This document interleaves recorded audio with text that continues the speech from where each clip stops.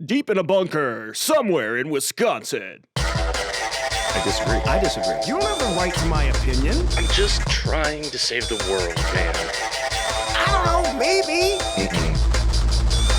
It's legit. Can I finish? Can't finish. Hold on. Fine. And now, disagree to disagree. Hello and welcome to this week's episode of Disagree to Disagree. As always, I'm Jason, and I'm joined by my buddy Brett. G'day, Jason. G'day, Brett. Oh, that is an accent I cannot do, so I'm not even gonna go past the g'day. Even after watching all those Crocodile Dundee movies, huh? Hey, it's not a knife. This is a knife. Okay, see, we both prove we can't do it. That's so. okay. That's moving all right. moving Americans right are not good at accents. Let's just say that right now. Today's show is brought to you by bacon. Lots and lots of bacon. Because, baby, it's cold outside. Bacon. It's true. We eat a lot of bacon here at the D2D headquarters. Don't forget, you can find us on Twitter, Facebook, and Instagram at the D2D Podcast. 2 is numerical. Once again, at the D2D Podcast. And you can listen wherever you get your podcast, Apple, Spotify, Google, all of the places for podcasts. Make sure you like, subscribe, and share with all your friends. So today's episode is going to be chock full, and we are discussing probably the most requested subject, conspiracy theories. Ooh. And I think before we get into anything, we need to set some ground rules and maybe talk about the limitations of one conversation on this. Yeah. I guess defining conspiracy theory would be a big one. Yeah. Well, and I guess for the purposes of this conversation, things like Bigfoot or mermaids or, like I know that we could talk about Sasquatch all day, and I've recently introduced you to Sax Squatch. That guy's awesome. He is awesome, and he belongs in our rogues gallery of characters along with Jetpack Person. Check out Sax Squatch. But for the purposes of our conspiracy theory conversation, sort of mythical creatures or things like that, that's not what Cryptozoology. Yeah. Yes, what Brett said. We're going to leave Bigfoot out of it. If you don't mind, I'm going to start by reading a definition of conspiracy theory by Jade Wu, writing in Psychology Today. Disagree with this if you will. I just want to sort of set a baseline. I pretty much agree with this. Okay, so a conspiracy theory, she writes, is a non-mainstream explanation about our society that involves secret, powerful, and often sinister groups. It's unsubstantiated, meaning it's not based on verified facts, and it's often complex. It usually includes negative and dubious beliefs about an other. Importantly, a conspiracy theory is not falsifiable. Any evidence against the theory would be chalked up to a cover-up, so paradoxically, it reinforces the theory, what Stephen Lewandowski has referred to as the self-sealing quality of conspiracy theories. Do you have anything to add to or subtract to that? Do you think that's a good definition of conspiracy theory? I think it's a pretty good definition. I personally take qualms with unsubstantiated facts or unverified facts. There's a lot of people who do a lot of research and a lot of material, and this, like many subjects in human existence, not everybody is educated in these fields. And so I think that's the one thing that I probably take cause with, but I understand it, and it's coming out of Psychology Today, I believe you said it was. So sometimes people want to frame certain thought and certain beliefs and certain inquiries that are outside of a baseline, and if it veers one way or another, it gets sort of lumped in with this pejorative that is now very derogatory, called conspiracy theories or conspiracy theorists. Yeah. And at the outset, we'll admit here that I am the skeptic and Brett is the person with the open mind when it comes to these things. We've had this conversation around the edges on any number of things over the years. Today, we're going to try and keep it somewhat focused. Our topics are going to include secret societies, which I understand is your favorite of all of the conspiracy. It's one of them. You kind of geek out on it. But so secret societies, we're going to talk about aliens. Again, not whether or not aliens exist as a possibility, but a conspiracy theory involving a cover-up or somebody knowing something that they're trying to keep secret. So we're going to talk about secret societies. We're going to talk about aliens. We're going to get into some definitions of things like false flags and staged events. And then we're going to wrap up the conversation talking about some of the more current conspiracy theories, Pizzagate and QAnon and the Sandy hoax, that kind of stuff. So it's going to be a wide-ranging conversation. Perhaps, Brett, we will talk long enough to make 2 episodes from it. Well, we'll see how it goes. But that's the plate as far as I can set it. I yield the floor, good sir. Well, just for a moment, like you said, you're kind of framing yourself as a skeptic and me as open-minded. I want to make it very clear that even though I have an interest in these particular topics, I am not looking to dismiss or denigrate anybody who finds validity in these things or who finds them completely off the wall loony. These are things that are interesting to me largely because of my interest in history. And also at the same time, not everybody that research and looks into this stuff believes everything that's propagated out there or is even what most people would consider a conspiracy theorist to be, is a complete wacko who wears a tinfoil hat and covers their windows in newspapers and keeps all their fingernails and everything. There's definitely that element, but I want to make sure that people know to not frame certain things in certain boxes. And the reason that I believe what you said is accurate about an open mind is that I am. Largely because we live in such a beautiful and strange universe. And I always subscribe to what Socrates says, is that a wise man knows that he knows nothing, as I stumble through and say that. But you know what I mean. So again, there are things out there that can be relatively dangerous. We'll touch on that later in the episode. But just because someone doesn't believe or does believe in something, I don't think that needs to be dismissed. I think taking a look at all the angles is strategically important within the modern world that we live in.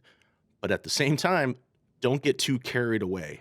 And I think that's when things become actionable for people, is where the line starts to get real thin. So just because there's some things that I think that there's some historical credence to, and there's some things that aren't, that's okay. But I'm not looking to politicize this topic at all.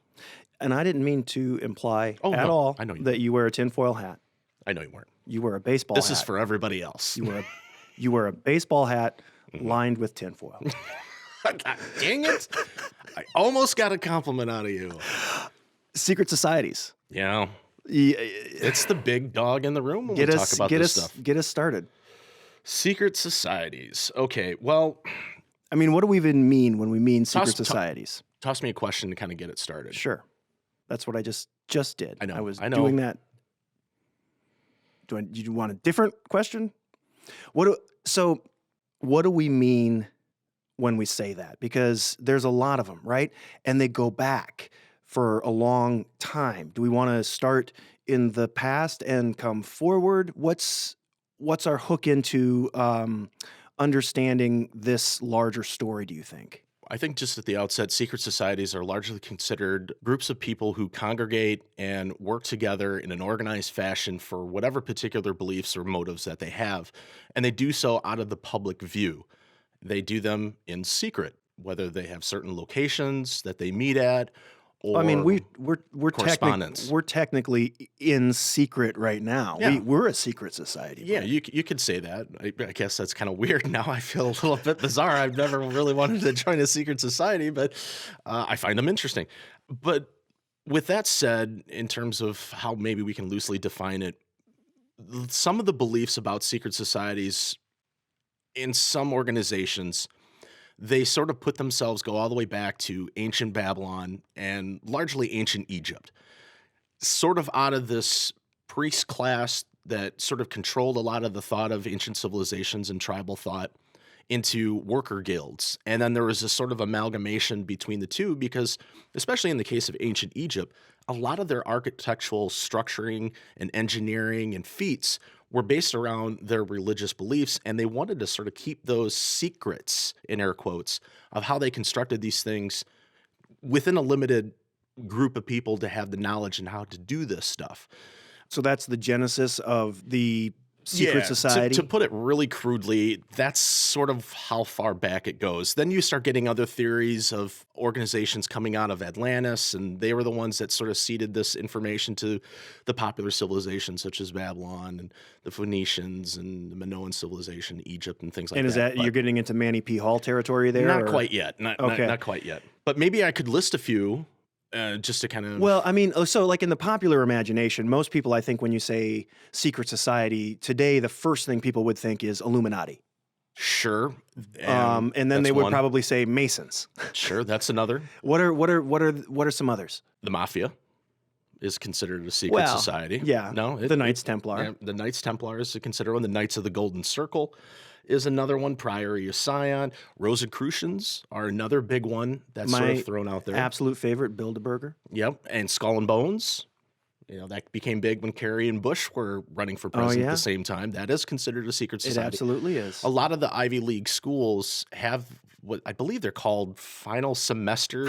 I honest to God think that a lot of that, though, is like nerds trying to feel important. Yeah, but a lot of powerful people came out of these groups. You're right. Out of Harvard and Yale You're right. are sort of the big ones. And that But nerds are having their day now. they've been having their day for a long They time. are. They are. Let's just be honest. There are other groups like the Thule Society, which largely a lot of researchers believe that they were the ones that sort of created the idea of the Nazi Party, and Hitler was considered a visiting brother of the Thule Society. That was sort of a Germanic mysticism, esoteric thought society, and they really kind of propagated a lot of the occult beliefs that the SS had and the Nazi Party had. I remember my Raiders of the Lost Ark. Sure, yeah. And Bilderberger Group is another one that a lot of people consider as a secret society. And I mean, I just can't get past thinking that that's something you get on a cruise ship buffet line. The Bilderberger Group was actually named after a hotel in, I believe, Oosterberg, Netherlands. It was a hotel that they sort of first met in 1954 and 1956 by, coincidentally, a former SS officer. I believe he was... I'm off the top of my head here. So again, I'm not going to be able to get everything. This is a really difficult subject. Maybe that's another thing to preface is there's so much information. I may get some things wrong. I may get some things right. I'm not trying to mislead anybody. Because when you start talking about this stuff, people who are really into it, they'll be like, oh, he said this wrong and things like that. So, but yeah, the Bilderberger Group was actually named after a hotel in the Netherlands where they first met up. And these are sort of world leaders that come together and sort of decide the course of the world. Trying to create the course of the world. That's a good way of putting it, or the path of how things are going to play out in so world like politics and global economics. We've listed a lot of secret societies, but what is the narrative? The overarching narrative of the secret society is control, right? Some of them are. A lot of them really started out in their own philosophical and religious beliefs. This is a lot of esoteric knowledge. And sure, but as it goes to conspiracy theory, because we are doing a conspiracy theory show. I agree with you on that. Okay, but the background in these groups is that they when you say the word occult with an O, occult, that means hidden knowledge. And a lot of these groups, whether they were from priesthood class or worker guilds, they were trying to keep their esoteric beliefs, or even in the case of worker guilds, their architecture and engineering strategies and techniques secret. And out of that, they became mechanisms it's like for intellectual property. Yeah, and they became mechanisms of control because you started to have a lot of people that were involved in economics, the priesthood class, the aristocracies, and so now you started to have a lot of really influential people in different places in the world, and so ways of power was executed. Secret societies then are built out of influence and knowledge consolidation, or resource consolidation, or some sort of power consolidation. It's a handshaking group, essentially. It's a way to get to know people and commiserate and exchange business cards. All right. Let's get some traction on this story then and talk about going forward through time. What is the overarching, I mean, you gave me a lot of names of folks to read up on, and a lot of them have a very similar narrative that goes through the ages with these secret societies almost building on one another or claiming to have come from one or the other. And excuse me if I'm jumping the gun, but and we can rewind, but it seems to me that the major arcing narrative of all of these is that ultimately there is consolidated power and kind of global control by the secret society, oftentimes in order to take rights away or take religion away from the proletariat. Knights Templar, they're always kind of used as every group is somehow attached to them in ancient Egypt. When you have groups like the Masons and the Rosicrucians, and even and the Illuminati was actually a real group. Were there Guildensteiners as well Guildensteiners to go with the Rosicrucians? I've never Sorry. heard. You really threw me a loop there. It's a Shakespeare joke. Oh, well, see, Rosencrantz, there you go. Rosencrantz and Not a Guildenstern. big- I'm sorry. not a I'm big sorry. theater guy there. I We digress. can get into the William Shakespeare conspiracy. Was yeah. he really Sir Francis Bacon? That's another one that's thrown out No, there. he's Edward de Vere. I told you this before. Or the 17th Earl or whatever it was. But anyway, or Christopher Marlowe. But with these groups, the idea of having this consolidation of power and dictating things was the Knights Templar got betrayed by the Catholic Church. And the Catholic Church thought that they were going to be taking over everything because of the mass amount of wealth that they were acquiring during the Crusades and this esoteric knowledge that kept being rumored about because they were kind of a secret order of warrior Christian monks. And then they ended up spreading out, and then they started to intermingle with the Mason guilds around Europe. Then you have another group, coincidentally, in Bavaria in 1776, founded by Adam Weishaupt, is the Bavarian Illuminati, which is largely where a lot of people point to. This group, by him, they were trying to take over. They would get into reading societies, which are like book clubs for aristocrats, other thinking groups and business people and aristocracies. A book club doesn't sound that nefarious to Well, me. they call them reading societies. I mean, it's what we would equate to a fancy book club of nowadays. And because a lot of people at the time, not everybody was super literate. I mean, being able to read was kind of an exclusive club. And so Yeah. that's why you have these reading societies. And so what Weishaupt wanted to do was sort of infiltrate all these different levels of society, and it was almost a reaction against the Catholic Church. I mean, the Catholic Church is sort of sometimes thrown into this. And again, I'm not disparaging anyone's religious beliefs. I'm not propagating anything like that because you start getting down a real strange rabbit hole, and I find racism abhorrent. So I don't want to make it seem like I'm trying to... Anyway, you know what I mean. Just tell the story, man. And then you have the Bavarian Illuminati by Weishaupt, who was actually trying to infiltrate and create power control. So this kind of sets the stage a little bit of where this idea and what we largely considered our modern era thought of secret societies is trying to control everything sort of grew out of the Middle Ages in the 1700s as reactions to the Catholic Church. And so then the idea of these secret societies sort of gets popularized in the popular culture, if I may use a word twice in a sentence, by certain individuals, I think many of whom you gave me as material to bone up on before this episode. Yeah, there's just some of the big names that kind Some of of the run big around names, the yeah. community. I'm not trying to yeah. say that they're all of them, but I'm just Yeah. trying to find a way into this conversation and into some of these guys' theories because ultimately this is a show about conspiracy theories and secret societies are great, but we need to talk about them in relation to conspiracy theory, I guess. Yeah. So, Manny P. Hall, he is an occultist with an O, as you say. I don't know what vowel it would be other than an O. He's also a Mason. He, correct me if I'm wrong, but wrote about Atlantis being this lost sort of paradise and that it would come back in some way.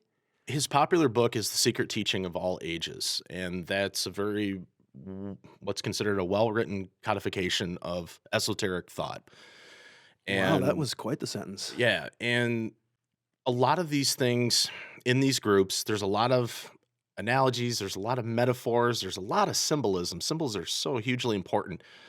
And with the idea of Atlantis coming out of the Greek philosophers, Socrates, I believe. Plato. Okay, thank you. So Plato is the one that kind of brought this, relaying a story of his mentor uncle coming out of Egypt and having conversations with the priesthood class there and about Atlantis. And that Plato then ended up writing it down, and he's sort of the first one. And a lot of these secret societies look at Atlantis as sort of a metaphor for we were at this high point in civilization at one time and we can get back to that. Again, it's a symbolic thought of creating this enlightened society really mixed in with astrology, astronomy, and esoteric beliefs and What do you things mean? like that. What do you mean exactly by esoteric beliefs? Largely, this comes back to the same thing as occult, secret or hidden knowledge. I mean, these are, whether they come down from ancient pagan religious beliefs, symbolism, rituals. What kind of it's so sort when of you the- say secret or hidden knowledge, Mhm. what kind of knowledge are you alluding to? Like a black knowledge magic that- kind of a thing, or is it like geometry that nobody else has? It's all of that. It's literally all of that. I mean, it's literally the quality of having inner or secret meaning, and it's basically you kind of have to be initiated largely with this stuff. And with esoteric knowledge, it's secret knowledge of the inner and outer workings of man and the universe. And these come out of the mystery schools from the ancient world, from their stories, which is their mythologies, aka religions, through the rituals that they would perform, that they believe the power of your voice or song would create certain resonance and create certain.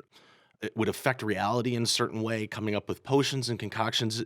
It's almost in the early form of science, because a lot of scientists that came out of the Renaissance were sort of a part of some of these secret groups. John Dee, Isaac Newton is another one. Leonardo da Vinci is kind of, they're kind of the big ones that are thrown out Sure, there. but I mean, a lot of times people back then entertained some pretty early ideas that we don't entertain anymore, like the spiritualism craze and things like that. Mhm. When I hear black magic, that doesn't hold water in today's age. So if what they Well, magic is considered science that man doesn't understand.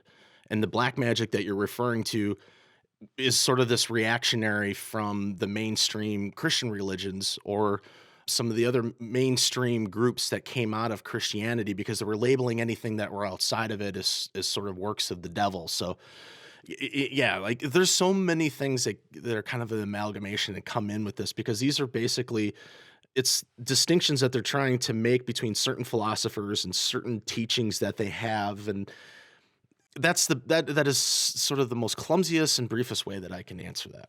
So let's just get into some of these gentlemen that you sent my way, and I will give you my hot take on this as sort of the larger umbrella addressing the And subject. again, these are people I was just trying to angle you to. No, I'm that's fine. Not lock, stock, and barrel with them. But it seems to me Manny P. Hall, Dr. Stanley Monteith, who is an orthopedic surgeon, Monteith, sorry, Steve Quayle, Jordan Maxwell, and David Icke. Yep. It looks like Icky, but it's David Icke. There's some people that are going to laugh with that. They'll probably call them that. They all have similar theories that end in a one world order propagated by said secret societies. And I gotta say, and I'm not trying to disparage religion, but the common thread or the common theme that I see in every single one of them is it's basically the forces of the dark occult working against the forces of Jesus. Or the good occult. Yeah. Sure, White but magic, black magic. like Stanley Monteith, Dr. Stanley Monteith, yeah. Dr. Stanley He's Monteith passed away, he's dead. Sure, but you know what? This is a quote from Dr. Stanley Monteith. The most important thing to learn is fear of the Lord. Who are the three men who rule the world? I'm not sure, but I know who rules them: Lucifer. Mm-hmm. So, you know, like this guy's coming from a very specific he's a place. He biblical says perspective. occultists control foreign leaders. He says the environmental movement is pagan and meant to control people because they hate humanity, because humans are God's highest creation. He says socialism is Satanism, and basically his argument, so far as I can tell, is I can't say that word. Luciferianism? Luciferianism. He says that Luciferianism is behind it all. You know, and then I go to Steve Quayle, and his website has headlines like, if Christians are to survive, they must leave the church and form small Christian collectives. He's written books like Jesus, the Premise of the Promise, Midnight Strikes, Judgment Unleashed. And Jordan Maxwell, that guy, I don't know, he reminds me of Jack Van Impe. Do you remember Jack Van Impe of Van Impe Ministries and his wife Rexella? They had like a televangelist type thing, but they all feel like they're shilling something. They all feel like it's not religious. There's religion behind it. It's not. It's like the undercurrent of it. But just like religion, who appeals to people who are searching, I think that these people are giving coincidence and chaos purpose. They're imbuing coincidence and chaos with purpose, and people find that as a salve to the uncertainty in their lives. And I got to say, it's almost like there's a persecution industrial complex behind all of this, because it just feels like at the end of the day, the argument is they're going to take away Jesus. It just feels like every single one of these things comes down to one world order, and that means no religion, no Jesus. Tell me if I'm wrong. No, you're largely correct, but a lot of people have to understand not all these individuals are Christians. There's atheists, there's agnostics that research, write books, do lectures, and it's not a largely Christian perspective, although I do fully admit that there are strong Christians that do look into these topics. And the Christians were so heavily persecuted for so long, and then once they came into a certain position of magnitude, then there was this backlash and reaction to paganism, and then paganism goes underground, and then Christianity is on top, and then now it sort of feels like that these what they would term subversive groups are trying to then reverse it back to how it always used to be before Christianity. And so for a lot of Christians, or I shouldn't say a lot, that's incorrect and not fair. For some Christians, that's why they look into these groups. But you have to remember the people that are part of these groups, the ones that I've listed and ones that I haven't listed, they believe this stuff. Oh, I know they do. But I think they believe it from, their confirmation. No, I'm not talking about the people you listed. I'm talking about the groups, the secret society groups, and the people that are members of them believe in these secret knowledge, esoteric belief systems. And regardless of whether or not you or me believe in it or believe in the existence of it, these people do. And these are people that are in positions of power. A lot of people who attend the Bohemian Grove, that's also part of a paganistic ritual that they take place. I don't know what that is. The Bohemian Grove is an area in Northern California where groups of politicians, businessmen meet up, and it's considered sort of their safe space to practice and some of their more esoteric beliefs. The cremation of care is sort of a ceremony that takes place to a big owl.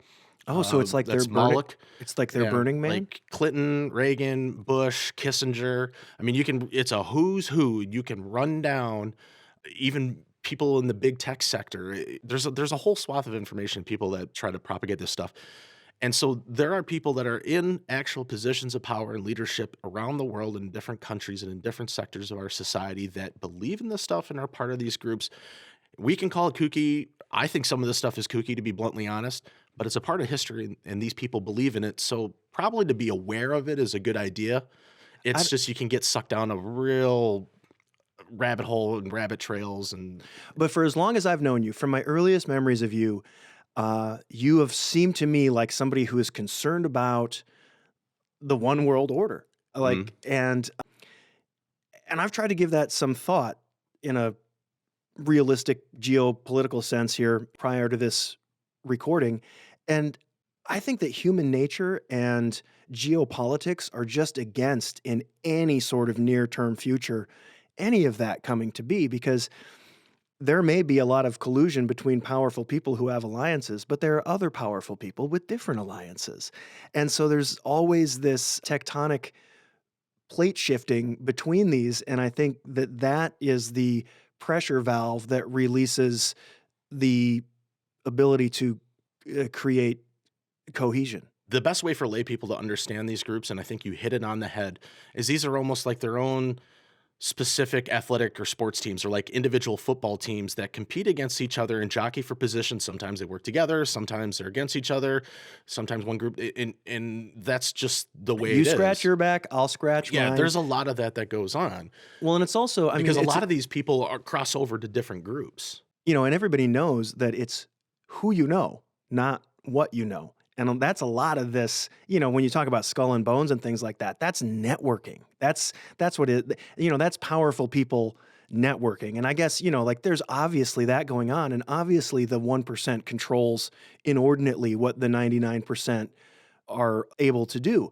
So I think that there's that. It's easy for someone to believe someone controls more than I do, but I find it too far of a leap for me to think that there really is a global cabal of, and can we get into David Icke for just a second? Yeah, we can. Although, just to parry off of that real quickly, is a lot of people didn't see the European Union happening, and it happened, and it was something that was inspired.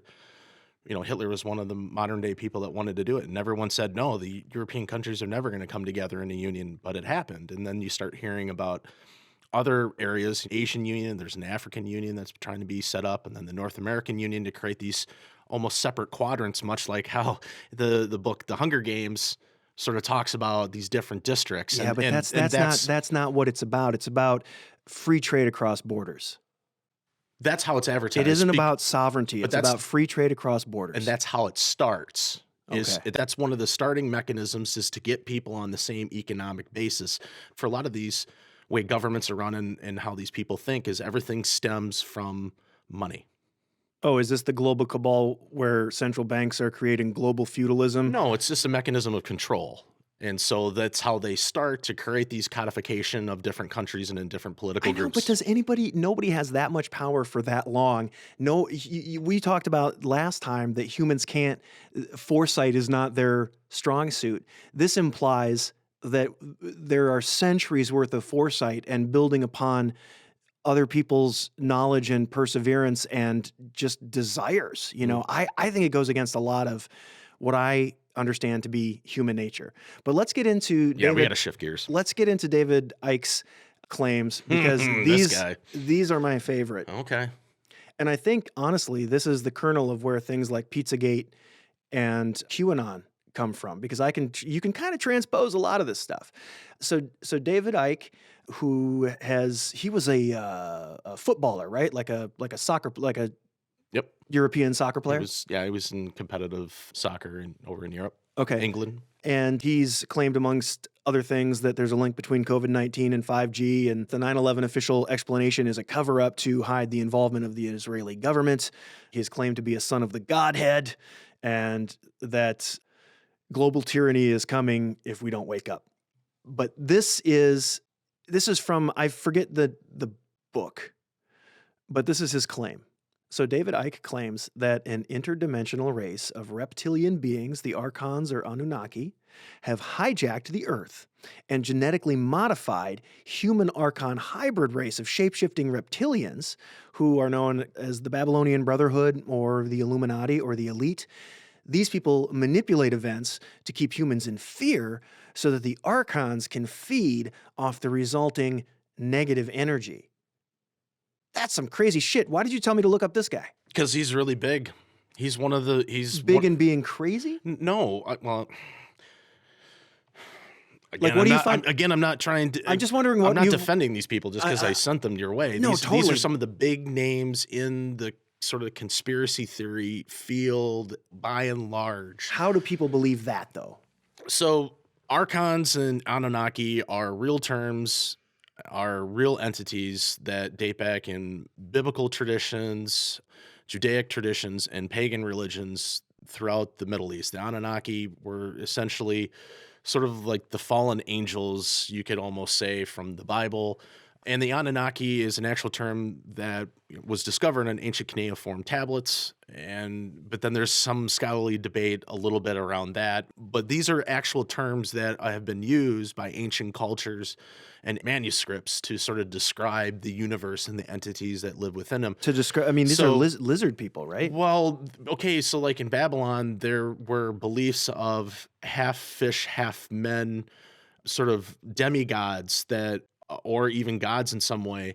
And so the shape-shifting factor is propagated in a lot of different religions. Even Native American religions have a lot of this stuff. So again, Sure, but this is again where to me this so easily dovetails with religion. It feels like the Venn diagram Because, yeah. of religious thought and conspiratorial thought has got to be a huge overlap. religion, whether it's Christian, pagan, Buddhist, Islamic, or even Hindu's been a big one with a lot of these groups. It really comes down to the power of human thought, and in some ways, in some circles, human imagination, and how that impacts the reality around us. So what you're talking about with Ike, yeah, he's really pointed at and made fun of because of the shape-shifting lizard people. And as fanciful as that sounds, and I have a hard time swallowing that pill, to be bluntly honest, because I'm not totally sure. In fact, I don't think it exists. But I am the kind of person well, if they do exist, I'm not going to be surprised. Wow, So, really? but- you but don't even draw the line in you just like that. You're I'm- still open to that. I'm willing. Anything anybody says that's just like outlandish, you're No, like maybe, no. Okay, maybe. I know that's a little goodie you want to jump on right there, and you want to try to spank me for in front of everybody. But I don't want to what- spank but, you. But what I'm saying is that trying to keep an open mind about this stuff is okay. It's what you do about it. And I do not believe that they're shape-shifting lizard people that are in control of the world. But I am saying You heard it here. Brett believes there are shape-shifting lizard No, I did people not who say that. control the earth. Did not say that. That's funny. Thanks. I knew you were going to do this crap, you bastard. But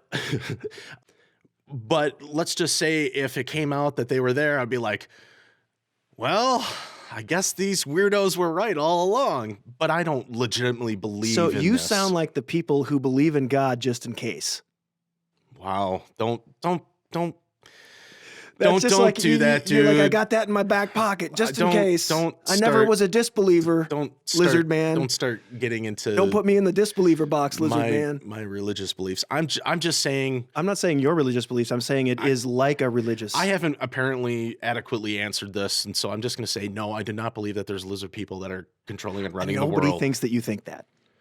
I'm wanna just make saying sure. that David Icke has propagated that, He and has, that is, and he's made a good living off of it. sure He has yeah. made a very good living. It just boggles my mind that people can believe that. But again, where did his inspiration come from? And it came out of ancient religions and ancient beliefs and ancient cultures Well, and it came out of- civilizations yeah, that it- then got propagated through all these groups during the Enlightenment and Renaissance that created these groups that were centered around those things. I know, and of course, it leads to the New World Order, and Jesus is in handcuffs, and Colonel Sanders is calling the shots. It just feels like it's kind of the same from an agnostic point of view. This all has the secret society thing. I did not realize this until I looked into it, but the secret society thing just really feels like there's a lot of religiosity in there, and a lot of it is like the struggle against non-religiosity or you know, that, and the occult. It just seems like there's a lot of that, and I'm not trying to impugn anyone's religious belief. I'm just saying that I didn't realize how much religion is to be On found both sides. in the story of one world order and the idea of secret societies. On both sides, no matter people that seem to be against it or trying to expose them, or people that are in the groups, there is heavy religious and philosophical thought on both sides of those people in the secret societies and people that are trying to research or expose them. And then you have people that are complete atheists that, you know, I don't believe in God. These people believe in these particular religious things and they research them. And it's not all Christians trying to tell you that there's Masons hidden under your bed that are going to get you. I think a lot of problems with this stuff, just real quickly, is that when people start jumping at their shadows long enough, then they start to think that the shadows under their bed are real things. And I think that's sort of kind of something that happens with these these secret society groups is that it ends up getting extrapolated into a lot of different areas, and your head's just spinning around and you don't know what's going on. Well, I know this much. Beyonce is Illuminati. Jay-Z, that's the rumor. Yeah, that's what I heard They're anyway. They're not Illuminati. All right, have we come to the end of secret societies? Is there anything else that you would like to talk about on secret societies? No, I just think for me, when it comes to secret societies, they're real things, they're real organizations, real people are involved with them. They have real beliefs. They really believe this secret hidden knowledge and these esoteric belief systems. They do. And the reason I like it is because it's part of history. I mean, these groups have been influential in so many different ways. The Jacobins in the French Revolution, the Masons in the American Revolution. A lot of revolutions going on here, by the way. And so I think it's just interesting from an historical perspective. And a lot of these things can be found through manuscripts and through other various research methods. These are not unsubstantiated things. These organizations and people in them and their beliefs are very, very real. All right, well, let's move on to our next very, very real subject, aliens. Yes. Aliens, Brett, do they exist? I think so. I do too. Think of the movie Contact. What's better said? It'd be an awful waste of space. Well, yeah, I just think that it's mathematically impossible for there not to be some other form of intelligent life out there. And that isn't to say, like when we were talking about this, what is a conspiracy and what isn't a conspiracy, we were like, well, aliens are just extraterrestrial Bigfoot. They're just like a thing that either you believe in or you don't. When we're talking about aliens now, we're talking about conspiracy theory in the sense of like government cover-up or what happened in this ancient site. We think maybe aliens, that kind of stuff. That's where our alien conversation is going to be centered around, right? Yeah, I think when you're talking of aliens, we're not talking about the existence or not existence. I think we're talking about the cover-up thereof of information proving or disproving the existence of other entities within our universe. So how do we get into aliens, Brett? What's our entry point? I think to kind of put it in perspective, especially in terms of the modern concept of sightings and cover-ups, maybe go to the first one that is sort of recorded, especially in modern day era. There was a civilian small plane pilot by the name of Kenneth Arnold in 1947 was flying in the Pacific Northwest by Mount Rainier. And he had a sighting of sort of a V formation of a number of blue lights. I think there was like 9 of them. And he described them as sort of saucers skipping on water. So when the newspapers got a hold of this, they called them flying saucers. So that's where the term flying saucers comes from, is the sighting from Kenneth Arnold in the state of Washington in 1947. And then, which is interesting. That's the same year as Roswell, right? Yeah, and just a few weeks later in Roswell in New Mexico, which is the big dog, is sort of that crash, the purported alien spacecraft that crashed, or as the military ended up propagating afterwards, when things started to leak out and they had to kind of play cover up, they called it a top secret military grade weather balloon that was used to sort of spy on the Soviets. And then another one that kind of leads up into... It's nothing. It's just something we used to spy on the Soviets. And then I think the other top one is out of Rendlesham Forest in Great Britain or in England in 1980, where there were some U.S. Air Force members and a couple British Royal Air Force bases are kind of grouped around there, and some British military people as well saw an actual flying saucer land in Rendlesham Forest, and they sort of approached the spacecraft, and some of these people, after their military careers were done, they were interviewed. So the Rendlesham Forest, Roswell, and the Kenneth Arnold sighting in the state of Washington are sort of the big 3 that I can kind of point out as examples, because then what happened is that there was these various cover-ups that sort of happened around this thing. I'm going to offer a hot take based on that. I think aliens are racist. I think they only like Anglo-Saxons. They're only interested in white people. Yeah, unfortunately, that's not true. I'm just gonna be the first one to say it. Aliens are racist. So you can go. Sorry, no, I wasn't sure if you're trying to joke or be serious. I haven't gotten any jokes in. You gave me a serious face. I haven't gotten any jokes in, and I realized it was a pretty serious joke. I didn't know how to take you. You were so deadpan. No, but it's very interesting, and the idea of Area 51 outside Roswell, New Mexico. No, outside Las Vegas, in Nevada. Nevada. Yeah, outside of Las Vegas. As Yep. as Kenny Powers would say, the fixins. And there is a whole culture of conspiracy that has grown up around. Mhm. Is it beyond just, they've got the remnants of the 47 crash in there? It's just like all things alien are centered there. Yeah, the popularized version is that's where we house all the crashed spacecraft and the alien bodies and things like that. I mean, I get my information straight from Independence Day. Right. So Yeah. only the most reputable sources. Funny quote out of that. Well, how much did you think it cost for a toilet seat and a wrench? How do you pay for all this? It was Judd Hirsch, I think, was the line there that played Jeff Goldblum's dad. Judd Hirsch. How do you guys pay for this? Well, anyway, but that's sort of the pop culture version. Is that's where we house it. A lot of leaked information that has come out, and people that study UFOs pretty heavily is they are not there. They're at some other bases in the Pacific Northwest and Utah and Vandenberg base, which I think is in Ohio. That Vandenberg kind of got wrapped up in the Roswell theory because that's where they transported a lot of this stuff through former military officials. That sort of came out. And you were telling me that the Roswell guy that's in the photograph with the material that's purported to be the weather balloon, he since went on to write like a memoir and talked about basically being forced into that photo op or whatever it was. And then subsequently, just like in the past couple of years, is it his grandson that's brought further stuff to light, or his son rather? So you're talking about Major Jesse Marcel. There's some conflicting information in that he was lieutenant colonel, but in large part, he was a major. His family said that he had the status as a major. His grandson is the one that's come out recently, but his son and his family have put things out over the years. So the story goes is that when this happened and this New Mexico rancher discovered the crash, and then the newspapers found out about it, and so the story went out first. The military didn't even respond to this right away. This was a story that came out of the Roswell newspaper, and then it kind of spread from there. And then all of a sudden, the military's like, "Whoa, we gotta check this out. We gotta find out what's going on." And of course, they already knew what was going on because they just came down on the area and quarantined the whole area off and went through it. There's a lot of controversy that even went around that of who was there and who participated in it.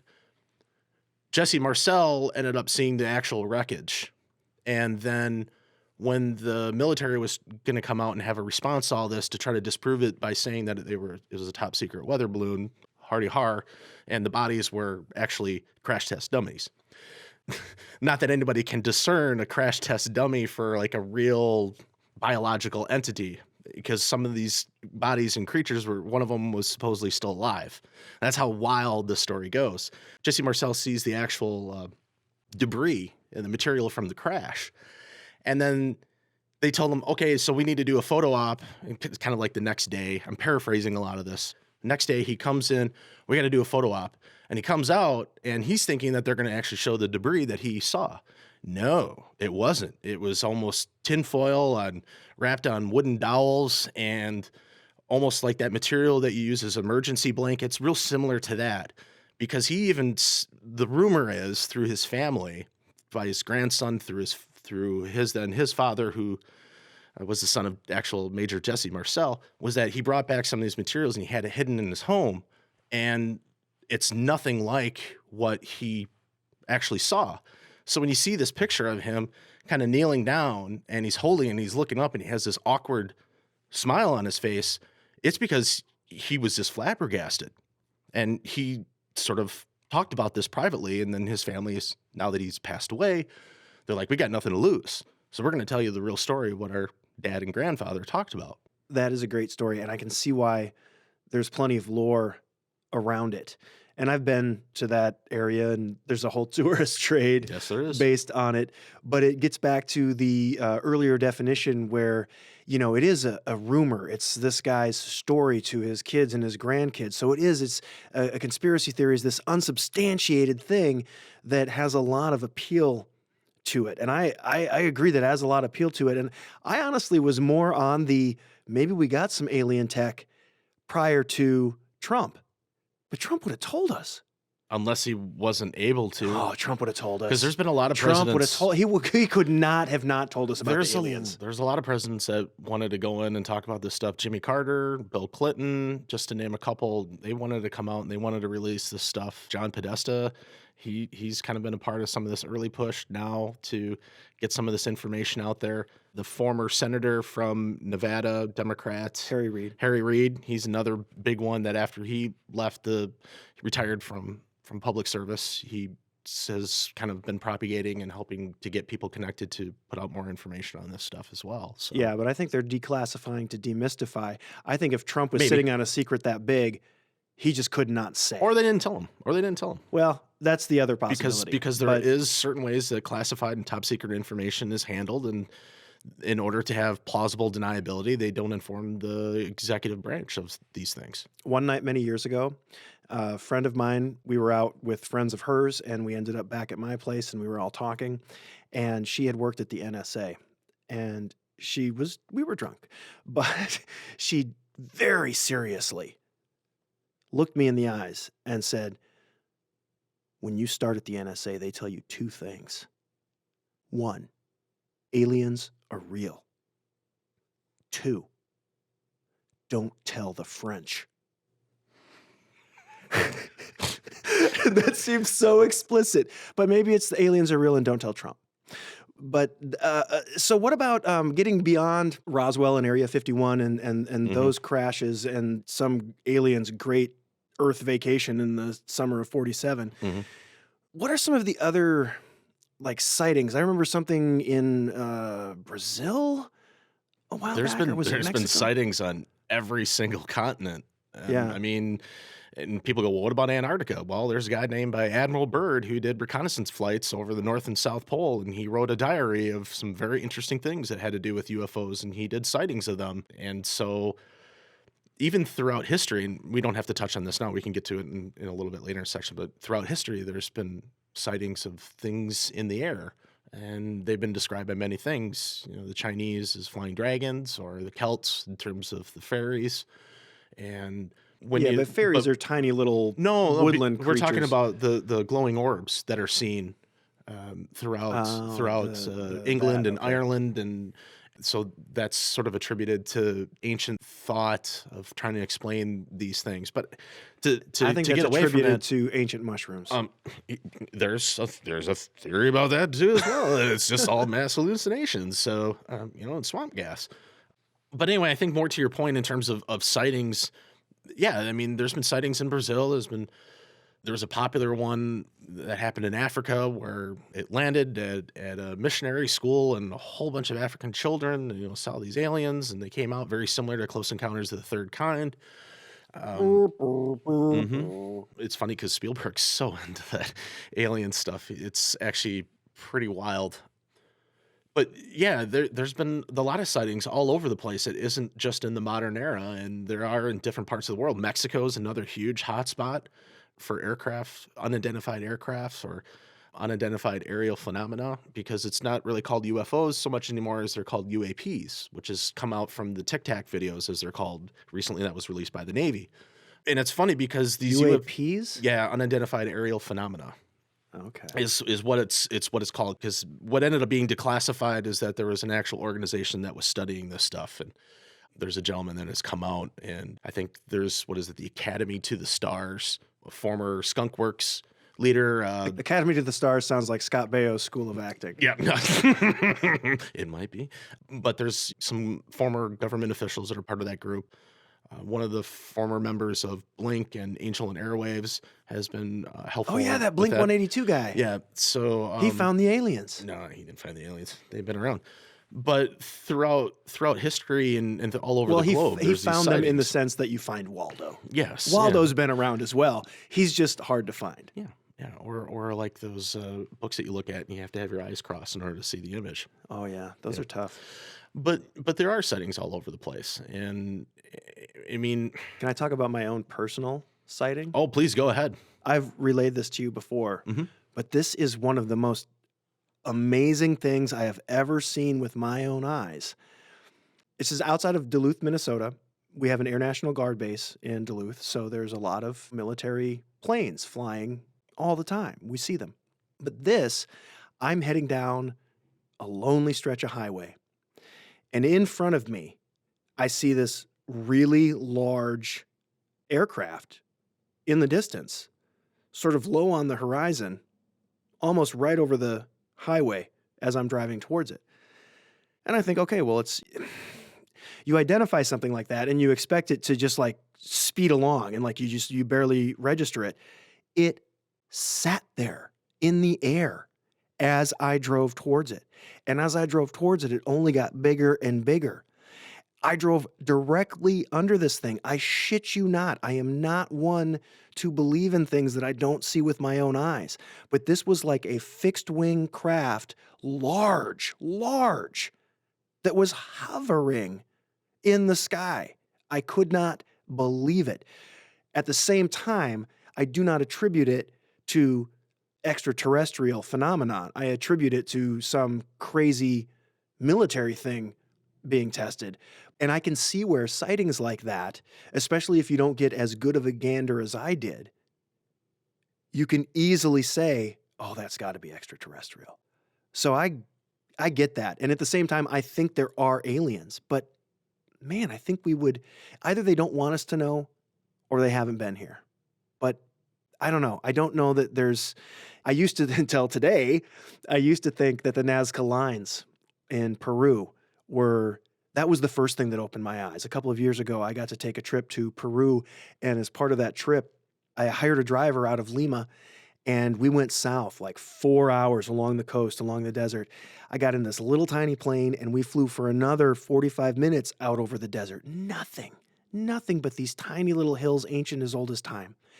And then you get to an area where there are these football field size shapes in the form of like lizards and whales and spiders. One's called manos, hands. Some of them are just geometrical, like triangles that go for miles. It's amazing. And it's something that you can only see with a bird's eye view, something that nobody there was capable of at the time.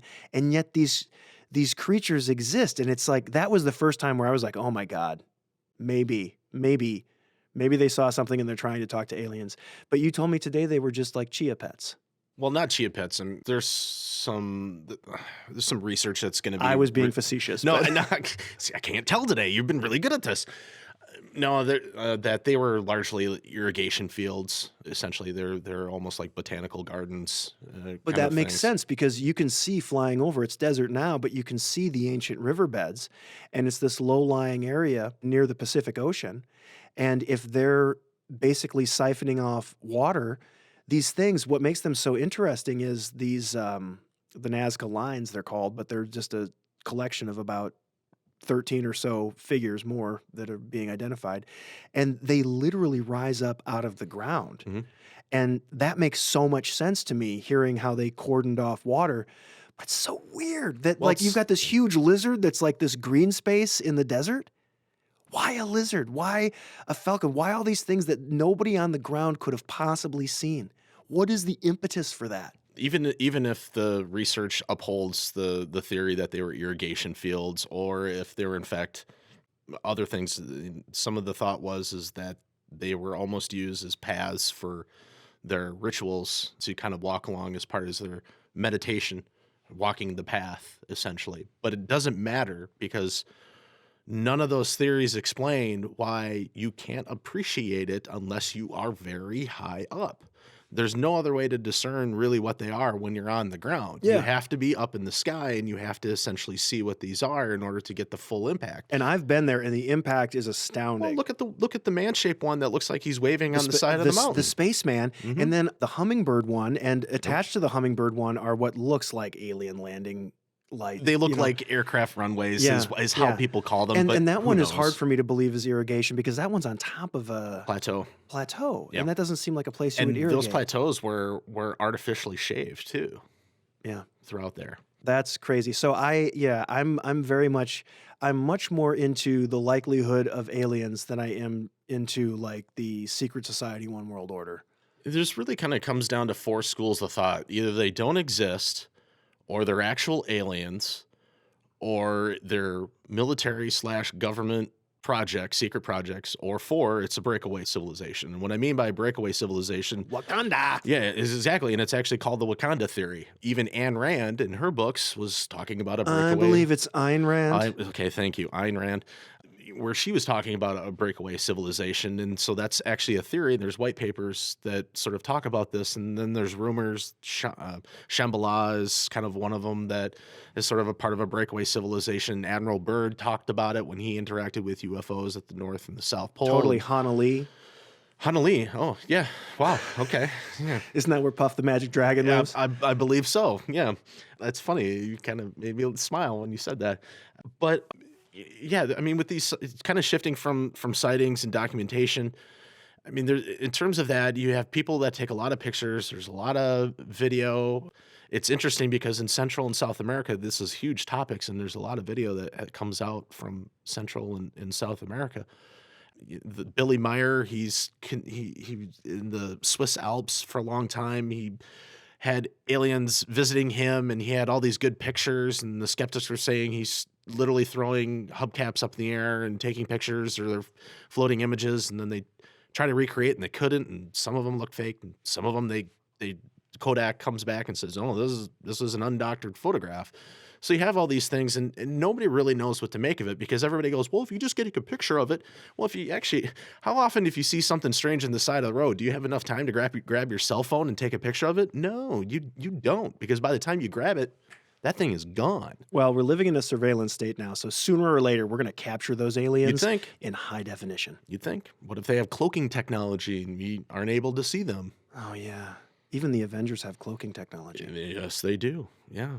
Yeah. Isn't it funny on how, like, the Avenger ships, when they would have the shots from underneath them, they almost have that similar shape of where the dots are in popular sightings of unidentified aircraft or unidentified aerial phenomena. I mean, it really has infested in our culture.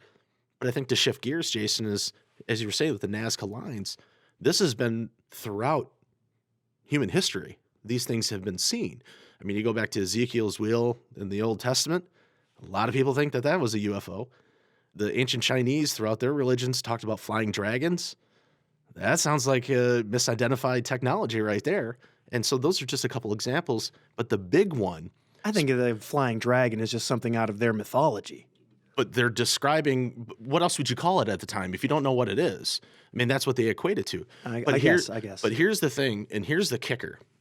Even when you look at what's widely considered the oldest religion on the planet in terms of major religions, Hinduism, out of the Vedas, they call these actual crafts vimanas.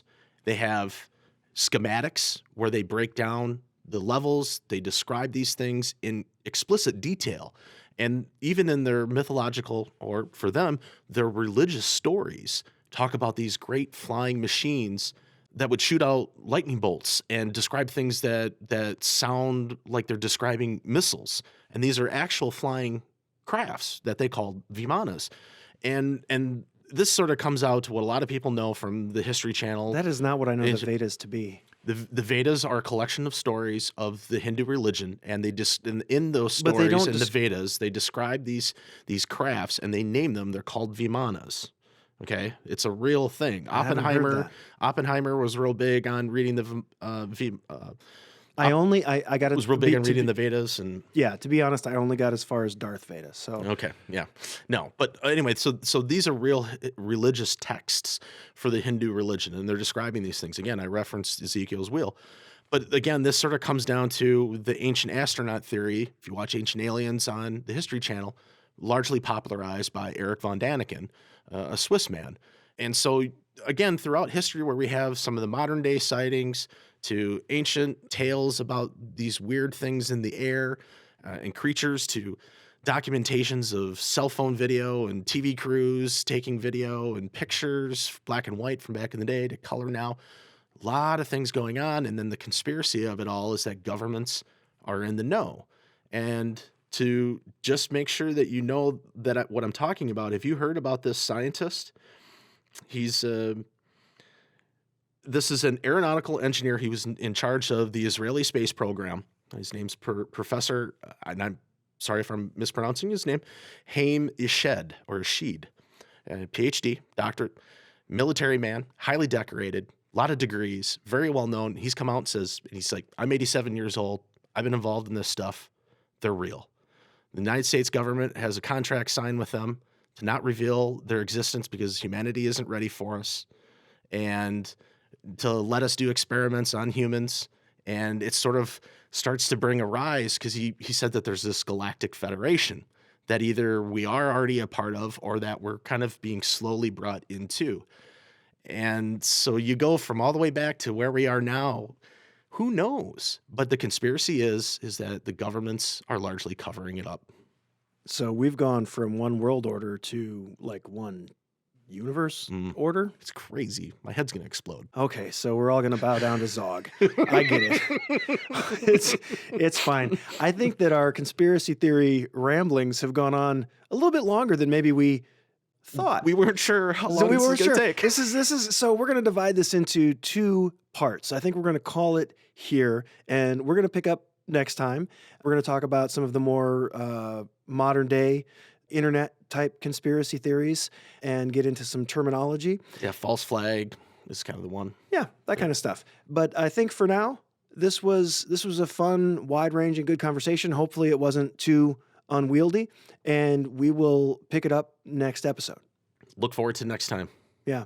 And until then, make sure that you look for us on Instagram, Twitter, and Facebook at the D2D Podcast. The 2 is numerical, the D2D Podcast. And you can listen to us anywhere you find podcasts, Spotify, Apple Podcasts, Google Podcasts, all the other ones. Fun conversation. We're not able to get into everything. I know what you said, Jason, is, hope the conversation, as you always say, isn't too unwieldy, but this is an unwieldy topic. Do I always say that? You always do. Okay. You always end the show like that. That's your post game. Unwieldy is the term. Like if we were to do a drinking game, it's almost assured you're going to say that. All right. 2 sides of a tarnished corn, man. Ah, you got me. But yeah, this is a big topic, and hopefully you people enjoyed it. If you did, let us know if there's any specific topics that you guys want us to maybe delve a little bit deeper into, because there's many little rabbit trails we can go down. Yeah. And now we'll get out of here so the guy next door can snowblow in peace. All right. Goodbye, Jason. Goodbye, Brett.